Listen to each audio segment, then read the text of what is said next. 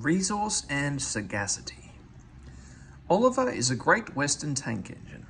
The other railway wanted to scrap him, so he ran away. Isabel, his faithful coach, came too, and so did Toad, a brake van. At the last moment they were nearly caught, but Douglas saved them. The Fat Controller was pleased and said that when Oliver was mended, he could help Duck with his branch line. "We'll give you Great Western colours like Duck," he said kindly. "That will help you to forget your troubles." "Oh, thank you, sir," said Oliver happily. Duck's branch starts from the big station.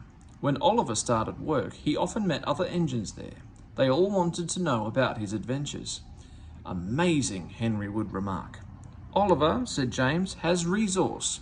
"And sagacity," put in Gordon. "He is an example to us all." "You're too kind," giggled Oliver modestly.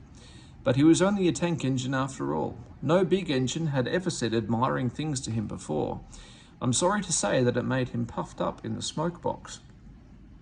The Fat Controller rescued another coach called Dulcie. She trundled along with Isabel. Oliver sang, "Oh, Isabel's a funny coach, and so is Dulcie too. If I didn't look after them, they'd not know what to do." Just listen to him, twittered Dulcie. "He's proud, he's conceited, he's heading for trouble," Isabel sadly replied. "I feel it in my frames," she shrieked as they rounded a curve. Oliver just laughed. "Henry says I'm amazing. He's right. What do I care for trouble? I just push it aside." All trucks are badly behaved, but ballast trucks are worst of all. Donald, Douglas, and Duck warned Oliver about this. "You think I can't manage," he said huffily. "Gordon knows better. He says I'm sagacious." "You may be, good gracious, but—" "Say no more, Duck. It's maybe a pity, but the wee engine'll just have to learn." Today, Oliver took the trucks by himself for the first time. He pulled the loaded ones to a siding and pushed empties to the chute.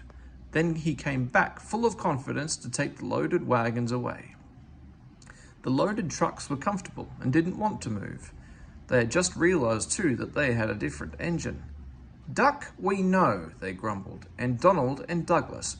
What right has Oliver to poke his funnel in here?" "Look sharp," puffed Oliver, "smartly there." "That's not the way to speak. Pay him out." The trucks moved off easily, and Oliver thought he had them in control. "Trucks," he told himself proudly, "daren't play tricks on me. I'll arrange them on the middle road and start away as soon as Duck arrives. I can't understand why he says they're so troublesome." They reached the station throat. Oliver's brakes came on with a groan. But brakes were useless against loaded, surging trucks. They pushed forward, yelling, "On, on, on!" Oliver fought hard, but still they forced him on and on and on. Their effort slackened at last. "I'm winning," he gasped.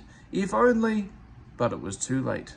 One moment his rear wheels were on the rails, the next they had none, and he was bunkered down in the turntable well with a deluge of ballast all around him. When Duck arrived, he was stopped outside the station and flagged to the platform. He surveyed the wreckage. "Hello, Oliver," he remarked. "Are you being a good gracious engine? Beg pardon, of course, but we don't really like that sort of surprise. Donald and Douglas will miss their turntable." Later that day, Donald and Douglas spoke pungently in Scots, and the Fat Controller spoke pointedly in English.